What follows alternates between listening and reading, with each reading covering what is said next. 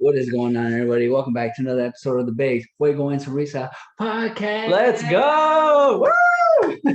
Today we have a special guest. We have George Koster joining us today. Let's go. How you doing, George? You guys are too kind. Clapping. Yeah, George. Thank you for joining us.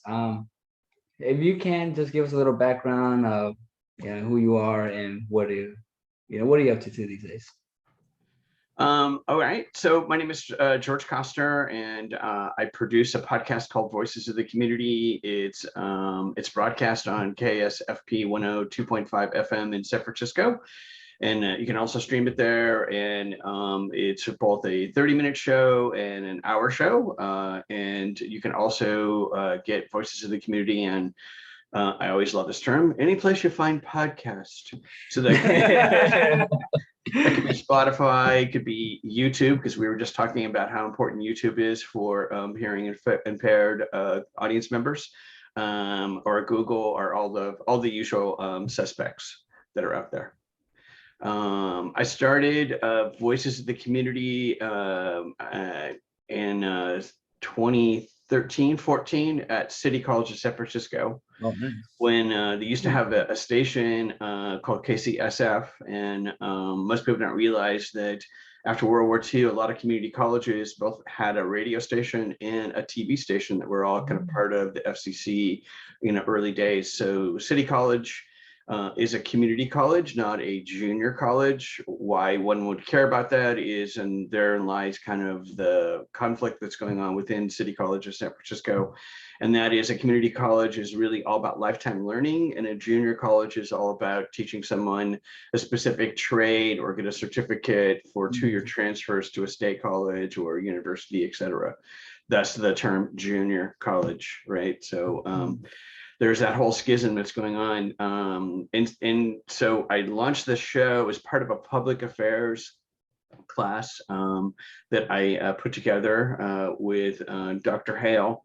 And Dr. Hale is really a great character, and he's a gentleman who I thought was really great with regards to just talking about the history of radio. He'd been there for years. He started record companies and labels. He lives in Atlanta, and there's a show when he left that I pulled together. All of the old students came back, some of which have actually gone on to be TV reporters, et cetera. And we did I think it was about an hour and a half show called Hail to Hail. And it was really a fun show, because so many of the students came back to talk about how Dr. Hale had helped them get into broadcasting and multimedia, et cetera. So City College has a really great journalism department, and also part of their BEMA, which is Broadcast Electronic Media Arts, is an actual department there. And so they had a certificate program in multimedia journalism that I was working on when I came back. This was during the financial downfall of 2008, 9, 10. So I decided to go back and work. I'd always loved radio. My history with radio literally goes back. I'm going to age myself in the Wayback Machine here, but when I was 16 and 19, like 70, I actually got a FCC third-class license, which is what you needed in those days to actually be on the radio. And I would do radio on KUOP, which is the University of Pacific in Stockton, and it was a KSJDC or SJ, can't remember the call letters, was the college at Delta College, which is the community college in Stockton. Which I come back to in my 14-part documentary on the city of Stockton. And my broadcast partner was the folks at KSDC in Stockton at San Joaquin College. They still have a radio station. It's a low-powered FM station, and they were really wonderful at being our broadcast partner. And those were half-hour shows. So that was a whole documentary series we did on Stockton. Going back in September of 2016, my mom grew up in Stockton, so I was going back and forth because she was in the process of passing away.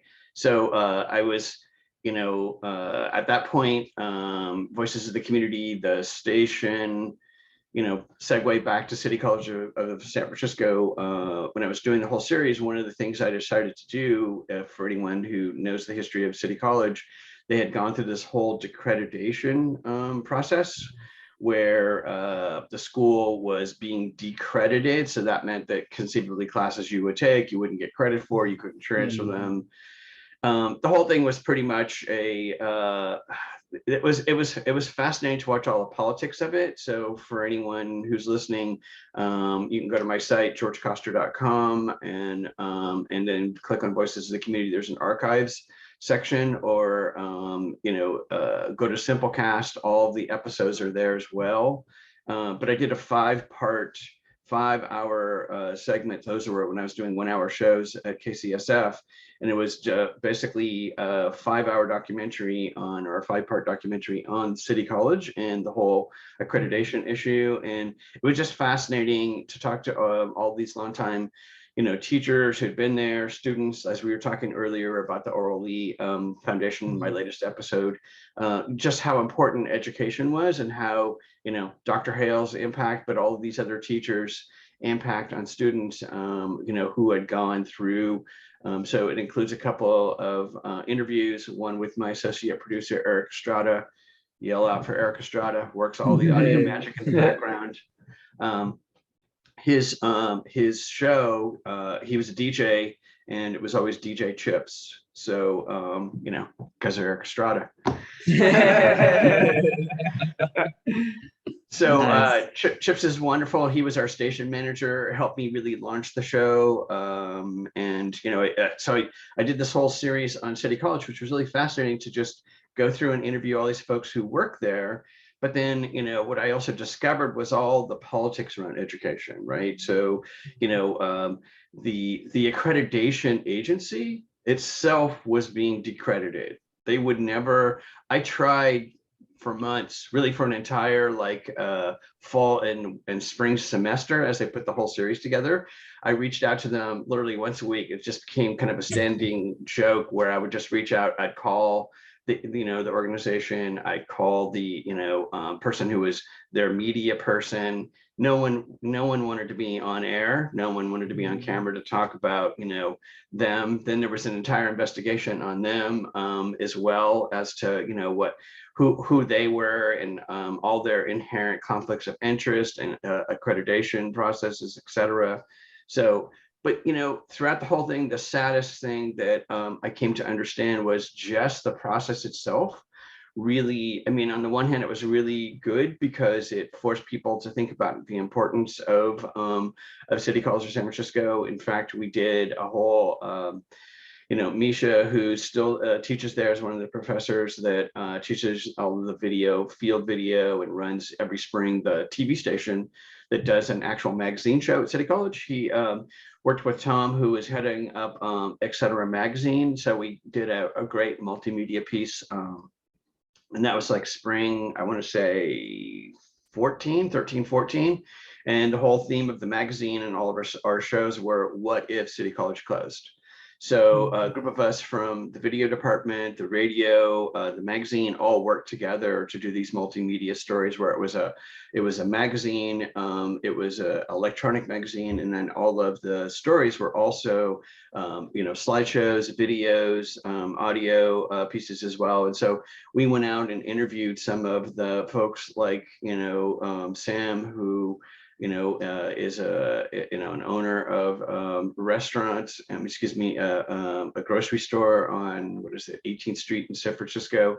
So he had gone through the culinary school, and the culinary school helped him, with his whole family that owned a grocery store, completely reinvent the grocery store. Most people didn't realize that City College was the biggest, free ESL program in the state of California. And so we had interviewed a woman who had learned English. Her husband was injured, and she became the breadwinner. Through learning English, she became a salesperson and became the top salesperson in this organization, and how that helped her keep, sustain her family and take care of her family. So, it was like the importance again of education, but we it was a great experiment on trying to do more multimedia storytelling. The whole idea of multi-platforms. So that's really where Voices of the Community. I did a two-parter on homelessness, and if you look at my ongoing series now, I've done many shows on our unhoused community members. Really important part of my storytelling. So then I segued over to the, I was in Stockton, my mom was passing away, asked a couple of old friends who still live there, what's going on in Stockton. They were talking about Mayor Michael Tubbs. And Mayor Michael Tubbs hadn't become mayor yet. He was a city council member, youngest ever, 22. He was a city council member in my mom's, old neighborhood in Stockton. Stockton, for anyone who's again listening or spent any time, Stockton's a really highly diverse community, but it's always been kind of a sad exemplification of what I could consider to be economic apartheid, where South Stockton is really kind of a containment zone of, people of color, poor, low income, community members, is where, Filipino, immigrant Italians, which was from my mom's mom, came through Ellis Island, to marry her arranged, husband, etc. And they lived in South Stockton, and South Stockton was always, to be successful in Stockton, you would move, like to North Stockton, and it's kind of still become that way. And so Michael Tubbs, who grew up in South Stockton, was that city council member, ran for mayor, became mayor, first African-American mayor in the history of the city. And so he became really the hub of the spokes of all these stories. So I really wanted to reach out and tell the story of all of the other community members in Stockton who were there working already. Tubbs helped amplify it, or Tubbs himself actually helped create things like Reinvent South Stockton, Stockton Scholars. If you follow Tubbs's career, he also created the first universal basic income program, a pilot, and that was with Chris, who is Zuckerberg's old roommate, co-founder of Facebook, created a nonprofit and helped with some of the funds, along with Tubbs going out and raising more money. And it showed that if you give a person $500 a month, they're not going to sit around and watch TV all day and do drugs, etc., but they're going to fix their car. They're going to put gas in their car, and people basically got better jobs, worked more, were able to make sure that their utilities were paid, the rent was paid, and it helped stabilize people's lives, and actually helped people if you will, do some of the things that they wanted to do, like maybe go back to a community college and get a class in accounting. So he was kind of the central character of it. We interviewed his mom, his grandmother, and his aunt, who really raised him, because his father was incarcerated. But then we also talked to people like Nicholas, who started the first LGBT center in Stockton, and he was his campaign manager. There's just so many really wonderful stories that are there. And then decided to bring everybody back together in, what was it, 19. Yeah, so it was May of 2019. We hosted a community, a town hall, and then that became a 90-minute, it's edited down to a 90-minute show that you can also get on the site. But that included, what is really wonderful about the community leaders is they're also essentially working and training community leaders in Stockton. So the first was a panel discussion with up and coming youth leaders. We're talking about high school students, et cetera, who were engaged in the nonprofits that are featured in the documentary, who in the nonprofits have a leadership program to, empower and educate and enable, folks in the community themselves to basically, stand up and take control, if you will, of their own destiny, right? And not wait for it to happen, by the magic of, some, foundation or government, et cetera.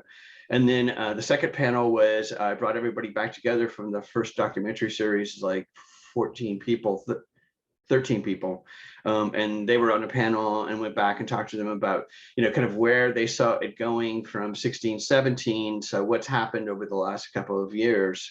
And, what was their, now that they had a mayor and a city government that was also helping foster that, how was that impacting their work and community? And then we did so that was the town hall. And then I brought everyone back together in 20, just as a virtual conversation to see how this was was January 2021. Michael Tubbs had lost the election, and, how is that impacting everyone's work? And then there's another episode of Antoine, who's the cousin of Nicholas Haddon, who's the founder of the LGBT Center, San Joaquin LGBT Center, talking about, essentially how he was killed by Stockton police, which is one of the most listened to episodes out there. There's a couple that have been floating around. Ironically, the show that still pops up in the top 3 on the statistics of people listening is a show I did on the election here in San Francisco in, I think it was like 16. So it's really fascinating because just, it's a whole get out there and vote, but it still populates up there. So I think people are searching and seeing, oh, election show, I'll go check it out. But it's like, 5 years old. Plus, so what I've been doing is in March of 2020, when we all kind of decided to go into hibernation because of the pandemic, friends of mine at Bay Area Video Coalition, which is another really wonderful organization. Most people don't realize they actually are the public access organization that manages the 2 digital television stations here in San Francisco. They get carried on Comcast. They have a really wonderful program called San Francisco Commons. So, for example, both of you could show up and utilize the tools. So, there's a whole, audio, video, bays, production, et cetera. There's a production studio. But your programming, if you produce one show a month, at least it used to be this before in the way back times, before the pandemic, you could actually access a lot of their services for free if you were providing programming that got broadcast on these 2 channels. So it was a lot of grassroots, producers and production out there, but they do a lot of skills training as well. They had reached out to me because of all the work I've been doing with nonprofits over the years and said, hey, we want to do a program, spotlight San Francisco and spotlight nonprofits in San Francisco and how the pandemic is impacting them. So worked with them, with Lubna, who at the time was that SF Commons community outreach director person, and Mindy, who I'd known from working with an outreach when I helped my friend Susan Murnett and the team over at Hack the Hood in the way back times. We came together and kind of created the first 10 programs based on this whole model. So I converted the 30-minute TV shows into radio shows, and then that kind of kicked off this whole series I've been doing on COVID-19's impact on nonprofits, small businesses, and local government. So we just published episode 88 of that. Yeah, massive amounts of work, as you both know so quite well. Most people don't realize each episode requires a good 20 plus hours or more of work. Again, shout out to Eric Estrada, who helps do all of the final mix downs of everything. My longtime friend Casey Nance, who helps create the website and helps do all of the fine tuning and work her web magic. And then for anyone who subscribes, we push out an e-newsletter that that you guys have also seen as well, to try to create awareness. And so what we've been doing is a whole series on everything from unhoused food banks. We're working with Redwood Empire Food Bank on an hour show coming up. Community Forward SF is our next episode coming up in March. And that one is, the whole team at Community Forward SF, Kara and Sammy, and team are hosting their annual, Into Homelessness drag queen show. So we're, talking about, because most people don't realize that so many of our trans community members, LGBTQ members are unhoused because, they come out to their family, their family kicks them out. They, couch surf for a while, then they end up on the street. So much of basically sex trafficking and prostitution, especially like in the Tenderloin, for example, and other places across the United States, it's LGBTQ youth that are trafficked and abused.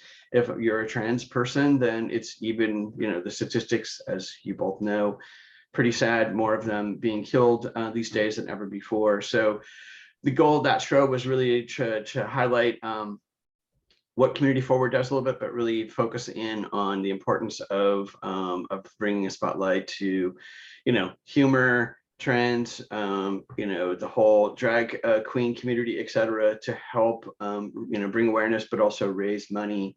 Community Forward SF is a unique nonprofit that has housing along with wraparound services.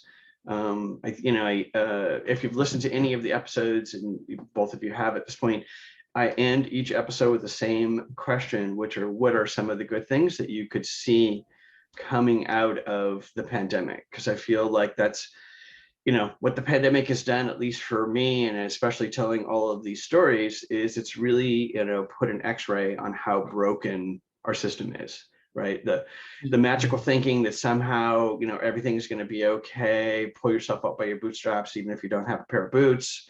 And, just the fantasy that, you could make your own way when in fact, everybody's gotten a hand up throughout their life. Someone has given them a hand up some way, shape, or form. So, what the pandemic has shown is, housing is healthcare. Providing someone housing stabilizes their life. So then you can help them get into, drug rehab. You can help them with mental health services. It's also really pushed, the fact that we've completely underfunded, housing, wraparound services, mental health services for decades. So it's been a really wonderful opportunity to just help amplify people's stories. And that's really my goal, is to just use the small little platform I have of the podcast and the radio show to help tell people's stories in organizations, people who found the organizations themselves. And as I was saying to you before we came on, just also trying to feature, people, who are participated. So, I'll segue back to kind of an interesting mashup between Mayor Tubbs's idea of a universal basic income and Kevin and Miracle Messages. Kevin's the founder of Miracle Messages, and Kevin got the idea. There's 2 episodes of Miracle Messages. Listen to both. The first one is a whole background on Kevin and why he created it. His uncle was unhoused during his lifetime. And then he came up with this idea of creating, and it's really, it's become a model from, the kind of combination of universal basic income. But what's also one of the good things happening out of the pandemic is people have decided to start giving people cash directly, right?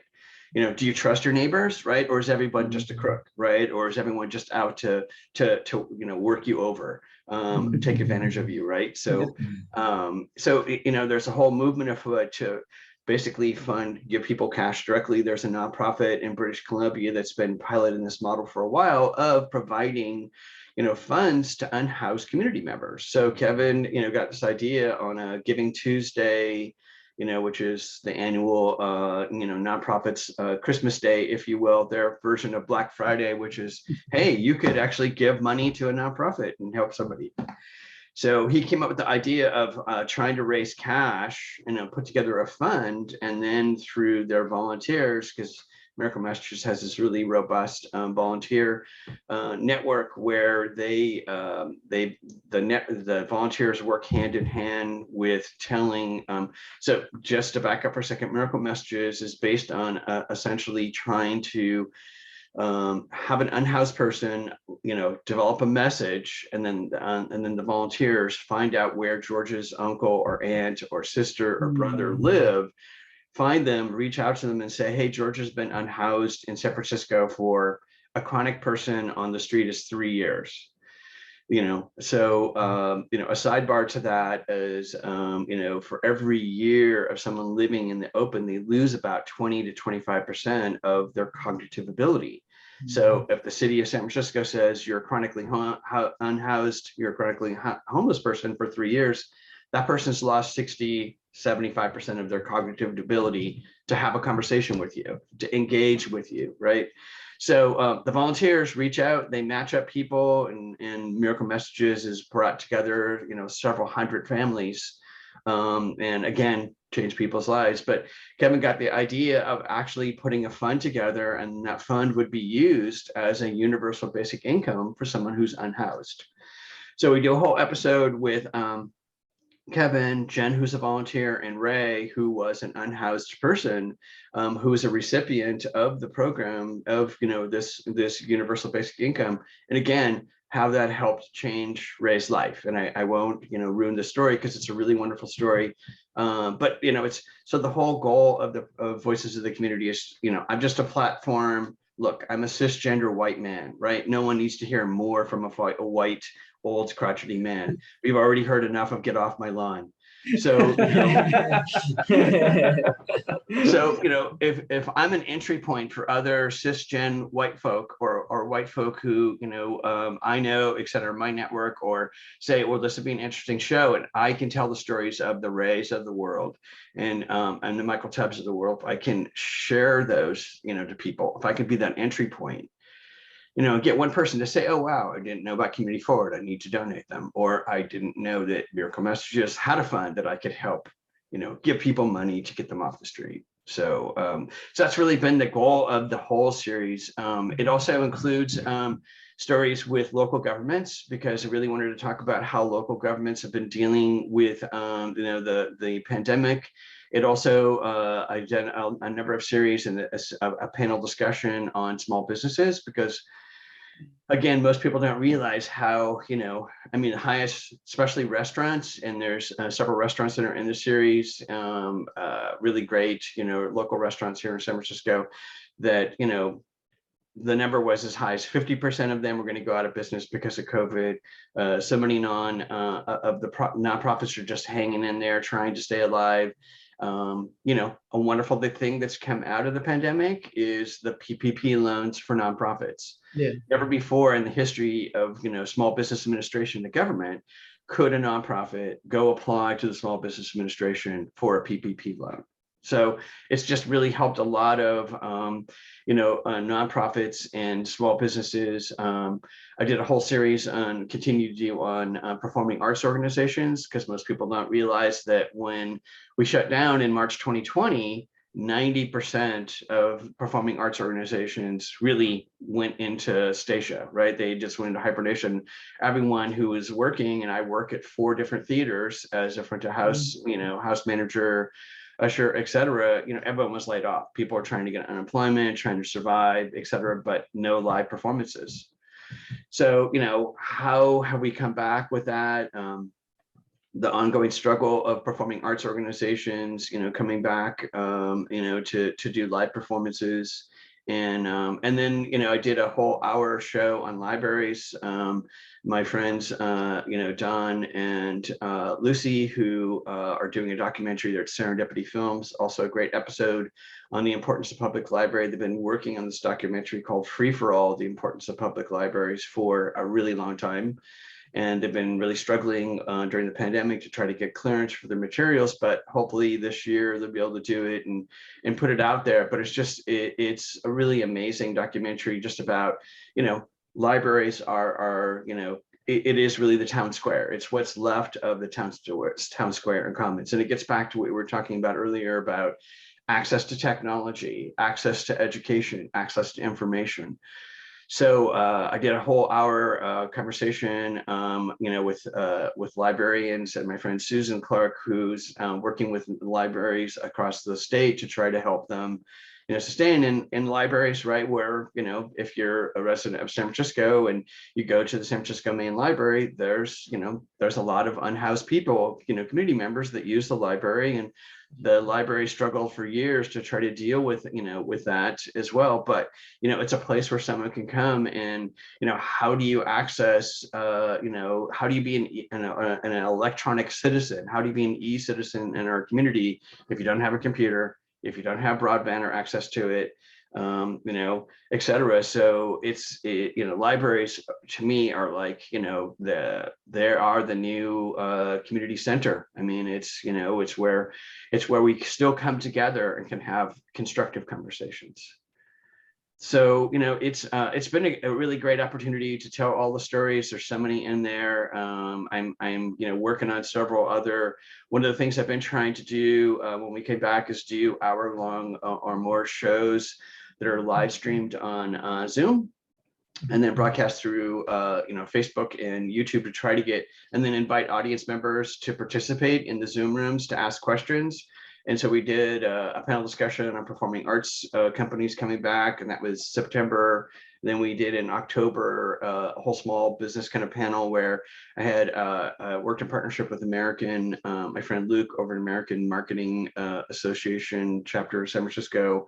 We brought 2 digital marketing experts together, and then 3 small business guests who've been on past shows to talk about how to use digital marketing to help small businesses. And that was going into the whole holiday season. And of course, that was prior to the Omicron, meltdown again, right? Where everyone was coming back, but oh no, now you can't, because now it's, now everyone's like double masked up. Yeah, right. So, I hope that's been helpful. I would love to ask the same question of both of you. How, I'm intrigued as to why you started, your podcast, and I've, looked at some of the shows. Tell me more about the show and why you put the show together, and what you would like the show to help do in our community. Sure, do you want to take this or not? Go ahead. Okay, so I came to my friend here, my friend Fuego right here. I told him, hey, I was seeing all these podcasts come up, and I noticed that a lot of them were either focused on very intellectual people or people that have done a lot of things, and which I think I admire a lot. I admire that there's organizations and stuff like that they're out there helping out people. But I think, to me, what I've always been a passionate person about storytelling. And to me, I think one of the biggest things, sometimes it's easy to forget that, a regular person, or a person that's just your next door neighbor, they're just more than your next door neighbor, and they have other things going on. And so one of the things that I wanted to highlight, and I think Fuego does very well too, is highlight those people that are in your neighbors, your friends. When we first started, we started off with the friends, and a lot of them, we haven't talked in years, and a lot of them went to some of them went to the military, some of them got married, had kids. And so we were just trying to highlight those stories of our generation, partly as well, and just trying to see how the stories change. Maybe there's some lessons in there people can take, because each story has its ups and downs, its twists and turns, right? Everybody has a struggle. So it's interesting to see how you struggle and how you make through it. And I think Fuego has a very good job of doing that. He's really good at storytelling. He's a best friend. I've been knowing him. I've been knowing him since 4th grade. So I've been knowing him for quite a long time. He comes with charisma. He knows how to ask questions. And yeah, so we just like, hey, let's just do this project. And it's kind of how, that's my side, at least. Go ahead and you can say your side. Yeah, I definitely agree. We also noticed too that, like, in society, there's two sides, right? There's people making destructive content, in the sense that people are giving out misinformation, or they're constantly trying to have, and in more cases than not, it's more like male against female, right? Those type of conversations, even political spheres. So we felt like, why don't we trend on the side that's giving out more positive outlooks, more positive stories, that when people come by and listen to our podcast, they leave in a good mood. They leave better than how they were the day before, or hours before, right? Or even before they listen to the podcast. We try our best to give out good, positive content, in hopes that they, might motivate them, might get them inspired, might get them to do something, or just come and have a good time, because maybe it can be, I don't want to say escape, but at least it's an outlet for them to at least Mhm. hear something positive, because since there's so much negativity, it'd be nice to combat that with something positive. So I think we kind of lean on that side as well, as it pertains to the podcast, for sure. And so it's been mainly your circle, your ecosystem of friends, longtime friends, to check in with them. Where are you guys going in the future with it? I mean, are there themes? Because I couldn't agree more. I mean, sadly, misinformation, where we appear now to be in an alt truth, alt reality. So there seems to be a tug of war between what is truth and fact. I mean, who would have ever thought we were, basically going to have culture wars over wearing a mask, right? I mean, but it's wonderful that that you wanted to, you want, and you're working to actually tell stories of your friends. But where else would you like to take it? What are other topics or subjects that you want to highlight? Yeah, so we're also we're doing people that have their own podcasts here in the Bay Area. So we're just focusing on people in the Bay Area, just like yourself, who are highlighting other stories or who are doing other stuff in the community, that are rising the community up a little bit. Because for us, at least, we think that the people that are the ones that are working in the community do more than all the politicians, all the business owner. I mean, like all the big profit business. Corporates. Yeah. I mean, Corporations. I would say there's probably the fact a normal person or regular Joe has probably more impact in 1,000 people than one big corporation, because everybody has their own self-interest, in a corporation, but a community that comes together and strives to be better, I think, will be stronger together. Yeah. And so are there certain topics, and there's obviously a plethora of topics out there, right? But you had mentioned the relationship between men, toxic masculinity, if you will, and women, or education, or even entertainment, for that matter. So are there topics that really resonate with you, that you want to do more of a deep dive in telling those stories? Let's see. I would say yes, in the sense that we're kind of like we're not stuck on one specific, like, I don't want to say topic, or maybe like topic, one specific, like how you mentioned, maybe not do a lot of episodes on like toxic masculinity, but just be open to those discussions where everybody, because I feel like everyone has a story to tell, and we just want to be the ones to, like you mentioned, give an outlet where they're able to talk about what they experience, what they live. Because I feel like everybody has like there's kind of generalities, in a sense, of like people that are going through in life, like, well, we can like compare and we can say that, like, we can relate in the sense, but everybody is unique in their own way. So I feel like whoever we speak to has their own story. So we're just open to hear what everybody's story is, and whatever the subjects might be, right? I don't know, we might talk about UFOs one day, like, right, we never know, but Right. but yeah, just to be open, let somebody just come on and let them talk about their experiences, their lives, and whatever the topic is. Yeah, because I feel like it's kind of cool that we're able to do that for other people, because some people don't have somebody they can talk to, or they don't have Right. somebody they can express themselves with. So we want to be at least open to that everybody can come in. There's no, like, there isn't like a certain type of person that come in. Everybody's welcome to the podcast. So for us, we just try to, as long as they're doing good things in community, as long as they're trying their best to be better, then they're more welcome than somebody who comes in and is like talking about gangs or something, right? Like, I'm in a gang, like definitely, we wouldn't want that, but at least people who are trying to better themselves. striving for better. Yeah. Right. Well, so what are some of the past shows? What have been some of the topics of the past shows with your friends? So before, like, for example, we didn't have, in the beginning it was with friends, and now we're starting to get more into like other podcasts. So the past show that we had was with Jim, right? And we talked about actors in the Bay Area, what it takes to be an actor, his life, his career, and it was a very interesting show. Prior to that, we had my friend Jordan, haven't talked to in a while, and his story was I met him at East Bay, and then after that, after college, we kind of went our separate ways. And he was, he was in the community. He started doing venture capitalism, and he started to do that kind of stuff. And we asked him like, how do you get into it? What are some pathways? And tell people who do want to get into it. And yeah, so it's been like, and then what, Ludwig? Yeah. We did Ludwig. We had Ludwig. We had my friend Edgar from high school. Oh, yeah. He ended up making a Facebook group for immigrants who are like trying to get their like DACA. Yeah. Right. To get people enrolled in college. So he was a resource for people who didn't have a voice. So we highlighted that, and we were talking about that, just his involvement in the community and his helping.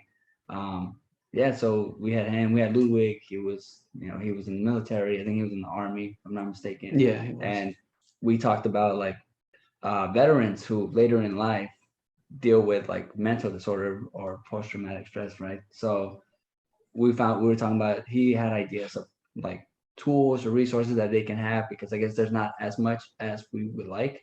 So he was highlighting that it'd be nice to be out there and helping out veterans, and it gave a new perspective in our lives, because like for myself, I don't really think about that, but for him to bring it up, it made me more aware, like, hey, like, yeah, like everybody needs help. It's not just like your life, like you, in a sense, we still got to be out helping people, even, yeah, because that's the right thing to do. Like, and one, is the right thing, and number two, it's like, it's just, I think it's in us, like as humans, we have this love for other humans, even like regardless of the drama, regardless of like the pains that we go through, we always have like, we just, I don't know, it always feels like right when you help somebody out, even if it's a small thing, having a door open, leaving the door, or like holding the door open for somebody, holding the door open on the bus or anything like that. Like it feels good after you do it, not even from an ego standpoint, but just more that love, out of love, I would say.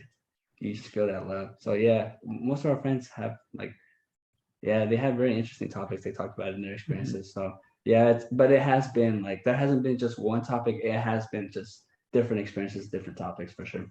We also talked to Efren too, who is one of our friends from high school, and we talked about a wedding and how he was able to get married during a pandemic, which was interesting, and trying to do all that together and plan everything out. And what an interesting story, huh? Yeah, I think he also mentioned too, like as men, we don't want to get checked up, right? Like like we try to say we're okay, even though we're dealing with a lot of issues.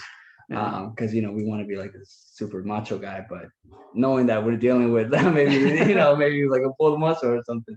So that was very interesting, because I could relate with that, right? Like as long as I don't have to go to the doctor, I'm okay. like I try to avoid. I don't have any aches or pains. But deep down, knowing that, hey, I should at least go get checked up, just to go get checked up, make sure you're fine. So that was very interesting as well. And are there folks that kind of on your wish list, or that you'd like to talk to? And it doesn't, obviously, to your earlier point, you're talking to your friends, but just I liked your comment about your neighbor is doing stuff that you don't even know what your neighbor is doing, right? Who most people don't spend a lot of quality time with their neighbors, sadly. We live a world of isolation these days, and technology, of course, makes that even worse. But are there folks on your wish list that you would like to talk to in the community? I think we're still working. We're still figuring that out too. We have a few people that we have set up. Like a person is going to be talking about mental health. We have someone who's going to be working as a comedian and trying to figure out how they're doing on that side, in the arts and that kind of stuff. And then who else? We have another person right in the middle. I want to say that's where we're at right now. Oh yeah, you're right. Yeah, we have So yeah, different topics. I guess to answer your question, anybody specifically, I mean, it'd be nice to like interview like the mayor of San Francisco, or the mayor. We live in Concord, so the mayor of Concord, maybe somebody famous. I think one of the biggest things, like you mentioned it before, and there's levels to housing struggles, right? You talked about homelessness and stuff like that. I think one of the things I think it would be interesting to talk about is will the Bay Area be the Bay Area in the future? Just because one of the things that I've noticed growing up here is how gentrification is creeping up into the deep East Bay, or what I like to call deep East, which is like Concord, Pleasant Hill, Walnut Creek, Antioch. And so if if regular people can no longer live in the Bay Area, will the Bay Area that's so diverse, multicultural, continue to be the Bay Area, or will it be a monoculture and just be this one kind of like Twilight Zone? Everybody has the same house, car, same job, you know? Sounds like an episode out of Black Mirror. Yeah, yeah, exactly. But Yeah, I'm living it. I think Yeah. it's a really great observation. I mean, I've been living in San Francisco on and off for decades, and we've become sadly the epicenter of really economic disparity, right? Of all of this massive amount of wealth, especially tech wealth, and then the latest number that everyone's been throwing around is around 18,000 unhoused people. So back to that whole point, a question about what are some of the good things. I mean, before the pandemic, the city, county, and state government would have, someone was throwing out the idea of like, let's buy hotels or motels and make them into housing. Well, it became, a viable solution. So they were able to get thousands of people, into some form of stable housing. So, but the gentrification issue, there's just so much economic, pressure within the 9 counties. San Francisco surpassed New York at one point as the most expensive place to live. So and then what do you have, right? I love your point. Will the Bay Area be the Bay Area? And I think a lot of people who look at San Francisco as the kind of proverbial bellwether, it's why it was such an interesting and wonderful place is because it was such a wonderful, mixing pot, why it became, the epicenter of the LGBTQ community, and then of course, AIDS, et cetera, and that was a pandemic decades ago, right? That it was only affecting those people. So, it was contained, but, what wasn't that important compared to everybody else who's gotten the pandemic over the last 2+ years. So there's this whole dynamic of, housing and the politics around housing. Scott Wiener, who's the senator and represents San Francisco, finally got through this piece of legislation which allows single family zoning, so people can actually build more density in single family neighborhoods. And of course, everyone's freaked out, right? So, you have a city like Woodside that tried to make itself a mountain lion, sanctuary, and that's why they couldn't build more housing. Oh, yeah. Rich white folks saying, "Hey, can't come to my neighborhood. Yeah, not my backyard. Mountain lions, you can't come." Yeah. That's funny. I think that is such a great topic on so many, because the economic disparity, it takes so many forms, housing, healthcare, mental health services, education, transportation, et cetera. So I think Concord is one of those cities that's on the brink, to your point, of it becomes the next Walnut Creek. Exactly. Yeah. And that's my fear, that how far will those ripples go, right? If Concord is next, does that mean in 10 years, Antioch, Pittsburgh, and then are people going to have to move all the way to Stockton or Modesto and travel all the way to San Francisco to live? And then how long will that last before it continues, until pretty much the whole middle of the Bay Area or middle of California becomes unlivable. And I've noticed that's becoming a trend also in, I have family in Southern California, and it's happening, like LA used to be like always expensive, but now it's happening around LA too. So like Long Beach, Compton, all those other areas that used to be, fairly, low, middle to lower class, are starting to get affected by also gentrification. So it's interesting to see both what's happening in Northern California and then Southern California as well. Yeah. I mean, and they're considering, there are several Bay Area organizations, but one of the Bay Area organizations that is working on this, what they're calling a mega region, which would literally be Sacramento, Stockton, probably Modesto, Manteca, Tracy, and then the 9 counties. And how do they all work together to address things like transportation and housing? To really acknowledge it is a regional issue, and to start to really work on the regional problems instead of just keep pushing the issue further east. Yeah, right? exactly. Yeah, just push, just like it's like pushing like the poor people further out. Like, no, we don't want the poor people here. We want them over there. We still need baristas and stuff like that, but we'll just make them travel 2 to 3 hours longer, We Yeah. read like a few podcasts back when we were just talking, it was just me and Fuego, that you need almost like 2.5 to 3 jobs or something like that in order to live somewhere close in the city, right? Mhm.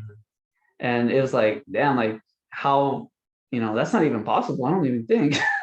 Right. You got to work like 17 hours a day to have a decent living, Yeah. No, you're absolutely right, and it gets back to universal basic income idea again, right? I mean, Yeah, I think we should try at least.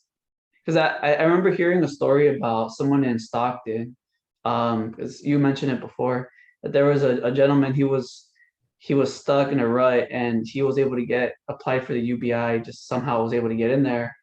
And that money was able to take the time off from his regular job, go to school and stuff like that. And then he was able to actually get to a better paying job. He couldn't do it because he had work. So having that cushion, to taking the day off and just getting a suit and everything to get for a better job, he was able to do that. So it's a consideration that we should at least definitely, consider, take into employ. right. Yeah. I feel like, again, we're in that place where as a country, society, and California is again kind of a bellwether state per se, but what Michael Tubbs has done is created mayors for universal basic income. Libby Schaaf and Oakland was one of the first mayors to sign on. Mayor Breed here in San Francisco used the UBI model to basically provide universal basic income for artists. As well. So I can't remember how many, I think it was like, there's around 20 plus mayors across the country that are experimenting with it. And then, Michael Tubbs is advising Newsom's, administration to try to do more of a universal basic income. So yeah, I mean, there's so much money above when you have 10 people that, own 90% of everybody else's wealth. Sure. 10 families, right? Even if they just gave away half of it, right? I mean, Yeah. So how many people would benefit? And in the macro sense too, like if everybody is saving, right, nobody will be there wouldn't be an economy. If people weren't spending, if everybody was just saving, the economy wouldn't work the way we have it now because we're in a consumer-based economy. So if people can't afford to spend, then businesses won't be able to flourish. And so then you have this kind of domino effect of just small businesses suffering because people can't have money to spend in the community. Right. Yeah, exactly. Well, and they showed that that was part of why the economy really accelerated, was because people were receiving these higher unemployment benefits to take care of themselves. They were saving it, and people had more, income stored up, if you will. So they were, but sadly they were spending it at Amazon instead of being able to spend it at their local store where it employed, your neighbor again, or your neighbor owned the business and they got to employ local people, and, all of the local tax benefits and the economic benefits of having people in your community own businesses, work at local businesses, etc. Exactly. What's a question that you've had? Just to stay on that, it's very interesting. Why do you think that like people are more hesitant to support their own community instead of buying from like a well-known corporation, right? Like you mentioned Amazon, like it's more easier to go on Amazon and just buy something than like going down the street to a pop and mom shop and just helping them out. Like, where do you think that like why is that a problem? If it is a problem. Yeah. Well, I think, you have to hand it to Bezos and Amazon. They created a one-click economy or a one-click society. But then if you think through the whole one-click, right? First it was he put bookstores, and I have a longtime friend in Stockton that owned a bookstore, an independent bookstore. He put independent bookstores, kind of out of business because it became this massive warehouse. So during the pandemic, it's become very easy for the haves, people who can work at home, have funds, have broadband, have computer, et cetera, to one click away from having your groceries delivered by someone who, to your earlier point, works 3 jobs, right? Because they're working for one of the delivery services, to deliver the food or to deliver the product to your front door. And then you don't, all of that economic multiplier is not present in your community, right? Instead of, if you want to keep, and we do this in our whole small business series as well, but if you want to keep the neighborhood, getting back to your point about gentrification, do you want the neighborhood to just be all chain stores, or do you want the neighborhood to be, again, your local neighbor who owns a flower store, a grocery store, a bookstore, a restaurant, et cetera? If you want them to still be there, when we get to the other side, and supposedly we're getting closer to the other side, then you need to support them, which means to go out, and there's a great program called the Main Street program that I worked on decades ago, but it just had a multiplier effect of, for every dollar that you spend in a local economy, you can get $16 to $32 back, depending on what it is that you're spending it on. So what's more important, to make Jeff Bezos more of a trillionaire instead of a billionaire, or is it more important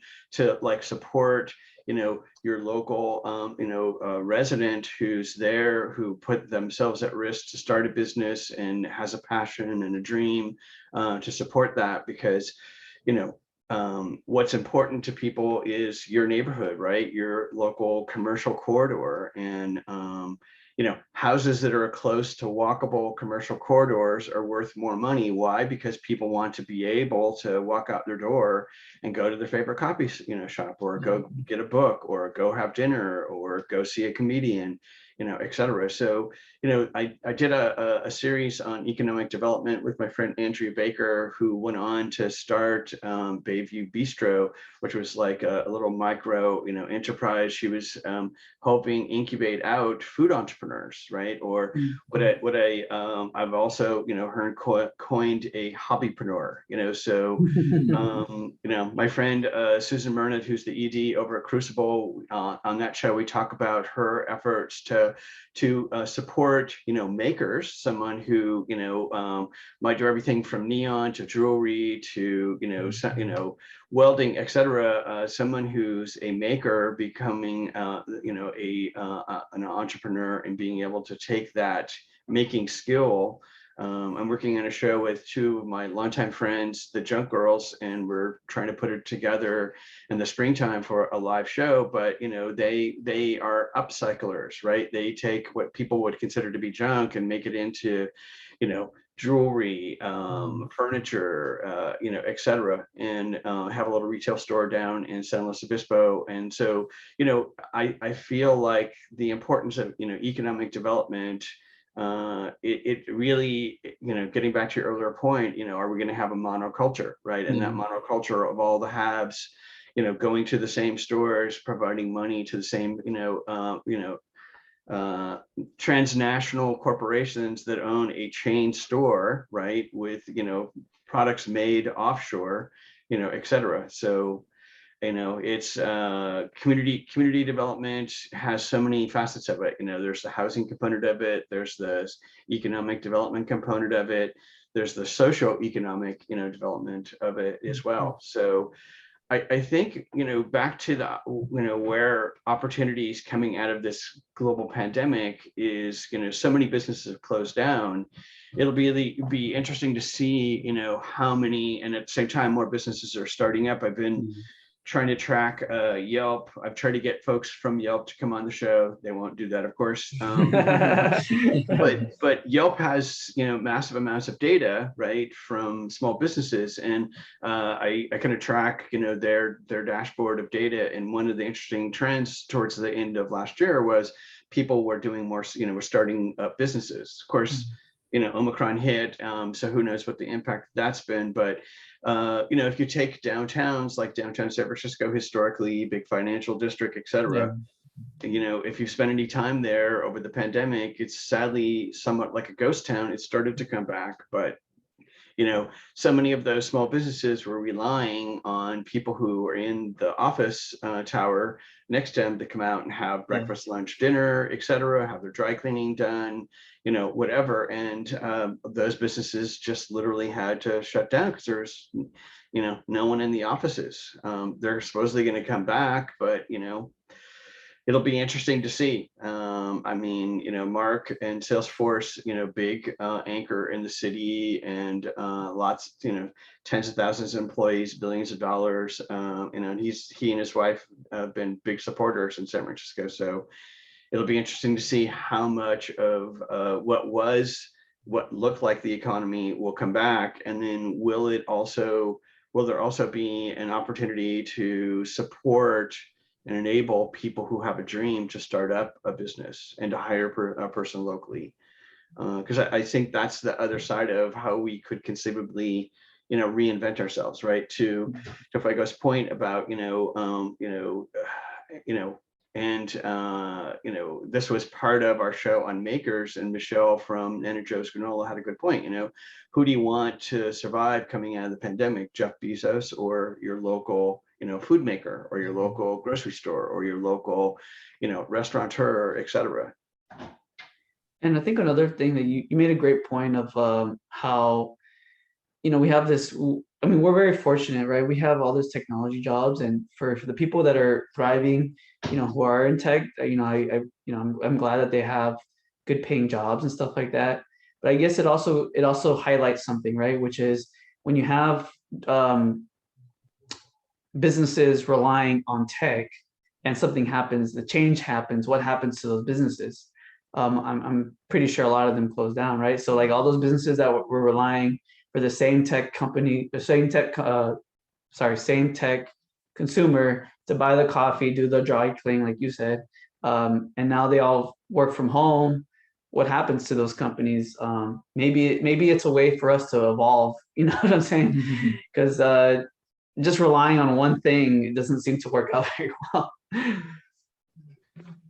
And sadly, we have the service economy that you were, talking about in the consumer economy, and so much of the service economy jobs are, they're not really paying a living wage, right? To your earlier point, you got to be an Uber driver, and then do DoorDash, and then an Instacart, et cetera. So, they're not really paying a living wage. So, I'm hoping, the infrastructure bill, but, the Build Back Better was a massive, program, and it'll be interesting to see what parts of it they're able to actually get out, because there's so much of what was in that bill to actually, help things like daycare, right?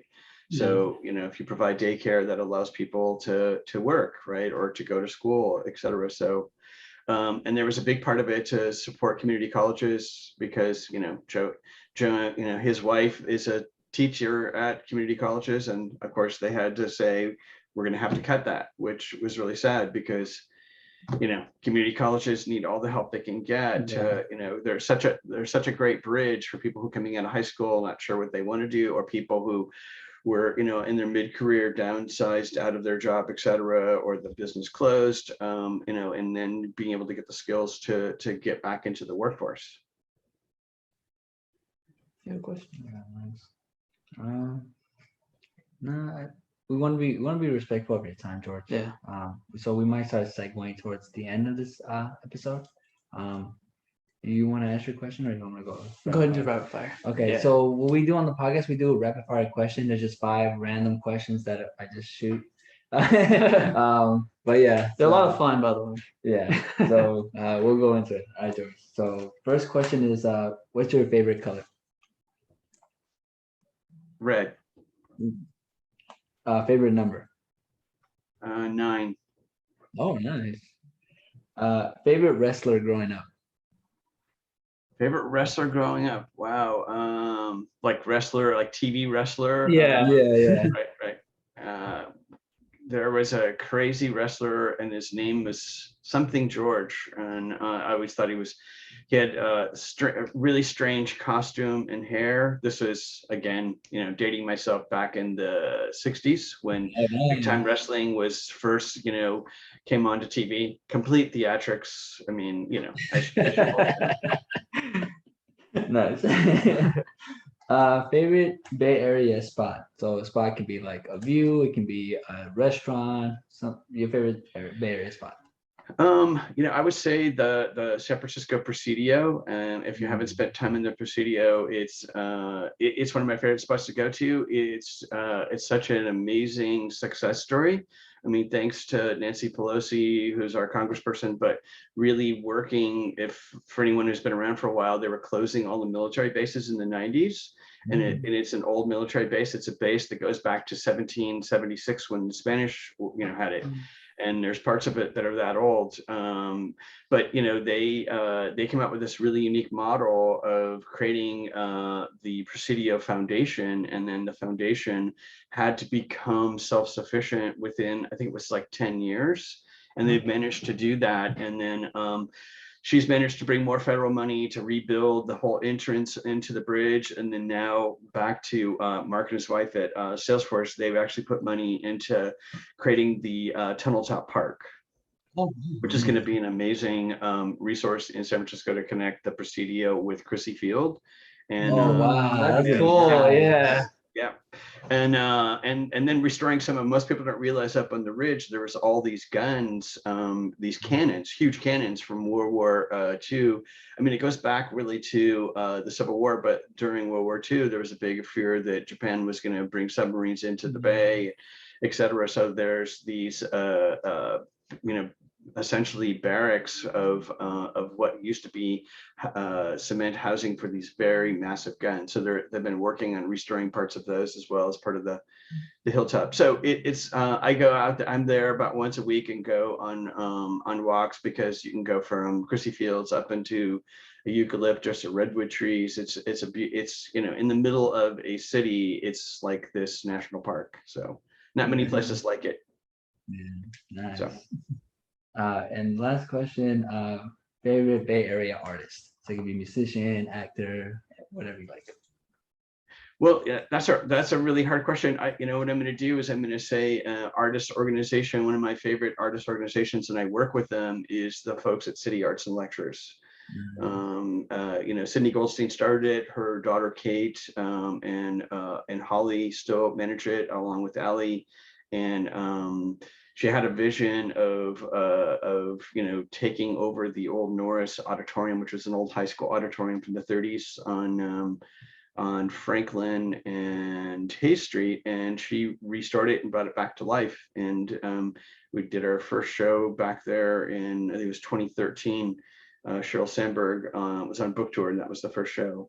But City Arts and Lectures is great because they, in the way before times, they were able to do, and they've been trying to bring it back, live discussion. So one of the discussions most recently was, Hannah Nicole and her, 1619 project was there. So they have, artists, they have authors, thought leaders, et cetera, come and talk and answer questions, and the audience has an opportunity to engage.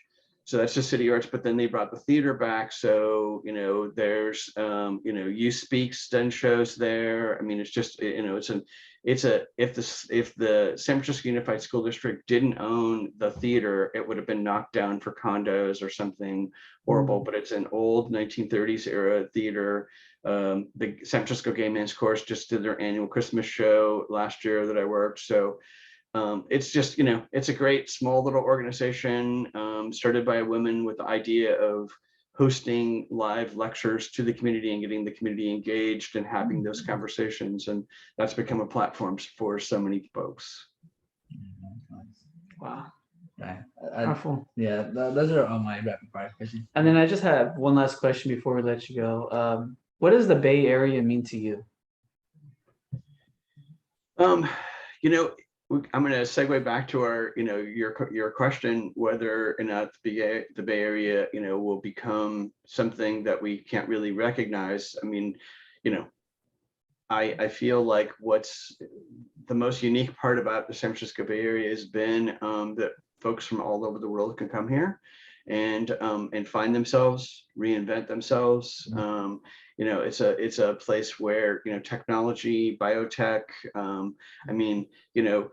back to the LGBTQ, community, Harvey Milk started the whole movement in San Francisco. So, it's a unique place that, to your earlier point, I worry that it gets priced out of the ability for folks, from all over the world to come here, or for someone who's just getting a start, right?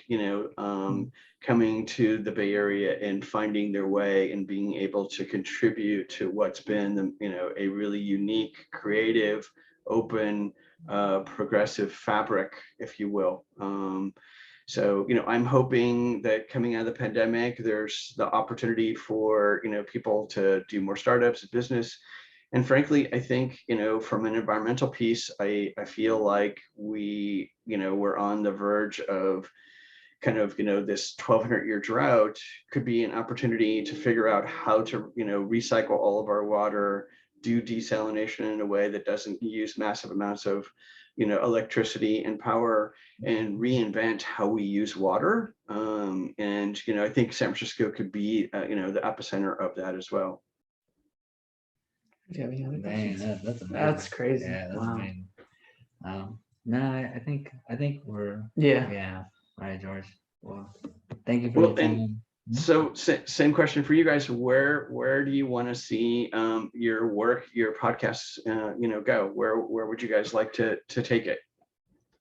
I mean, thinking about maybe hosting some public, community events where you can invite folks in to talk about topics. I mean, I like the fact that you're considering, to do something in Concord in your own hometown. I mean, maybe there's an opportunity to work with, a nonprofit or a theater or et cetera, or the city and nonprofits in the area to host, kind of community-wide conversations.